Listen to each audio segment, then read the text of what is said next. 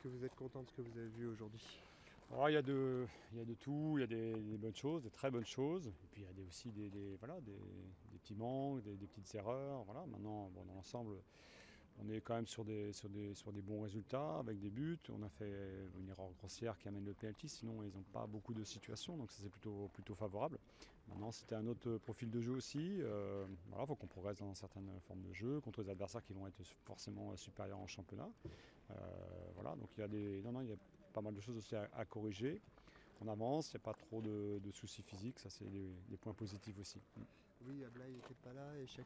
Ouais, c'est des petites précautions, c'est pas méchant. Je pense qu'ils seront là samedi. On finit un peu un cycle là avec des temps partagés. On va rentrer dans un mode de fonctionnement différent un petit peu à partir de samedi, où on va gagner en temps de jeu. On va commencer voilà, avoir un degré physique plus important. Donc c'est important de ménager les petits soucis. On avait Jesse Demenga qui va reprendre aussi.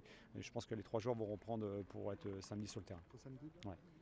Vous avez encaissé votre premier but en 3 matchs, pas tout à fait dans le jeu. Ouais, c'est un dommage parce que c'est une double erreur consécutive, mais bon, c'est comme ça. On a une équipe qui est assez jeune, c'est une erreur de jeunesse un petit peu. Maintenant, le plus important, c'est de bien défendre. Dans l'ensemble, on défend bien, on laisse assez peu de choses à l'adversaire. Donc forcément, après, même si on n'est pas toujours adroit au niveau technique, on arrive à faire quand même des différences et bien marquer des buts, comme en premier temps, on a déjà fait la différence. C'est plusieurs profils différents en attaque, hein.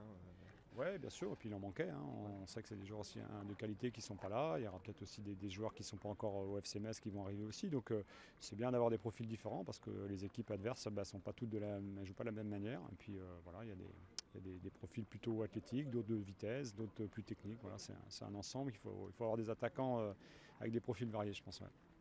C'est le premier match d'une liste de beaucoup de rencontres qui vont arriver là en quelques jours, une dizaine de jours. Justement, vous parlez de nouveaux cycles, il faut s'attendre à quoi un petit peu? Quels sont les objectifs? Je pense que le niveau va s'élever. Nous, on doit aussi élever notre niveau. Là, on est vraiment dans un rythme encore qui est pas assez soutenu. Donc, il faut franchir un palier. Il faut aussi savoir jouer avec un degré de fatigue plus important parce que là, ils étaient qu'avec 45 minutes par joueur. Donc, on va passer sur les temps de jeu de 70, 80, même 90 peut-être pour certains des samedis. Donc, il faut jouer aussi avec de la fatigue parce que, évidemment, qu'au début de championnat, on n'est pas prêt totalement. Et il faut être aussi lucide et puis faire des bonnes choses quand on est un petit peu fatigué. Donc, ça va être ça un petit peu sans avoir de blessure, évidemment. Est-ce qu'on a remarqué qu'au match précédent, comme à ce match-là, il y a beaucoup de ballons qui passent par Mathieu Idol, beaucoup par lui. Est-ce que ça veut dire qu'il va rester au club?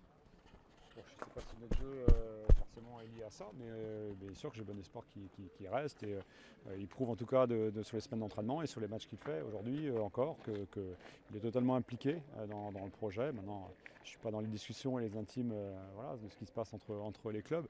Mais en tout cas, aujourd'hui, c'est un joueur à part entière du FC Metz et il est important pour l'effectif.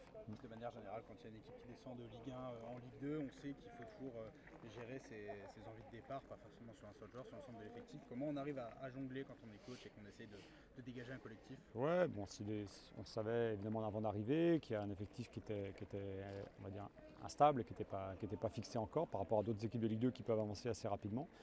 Voilà, on attend, ça ira sûrement jusqu'à la fin du dernier jour du mercato, avec peut-être des sorties, peut-être des rentrées.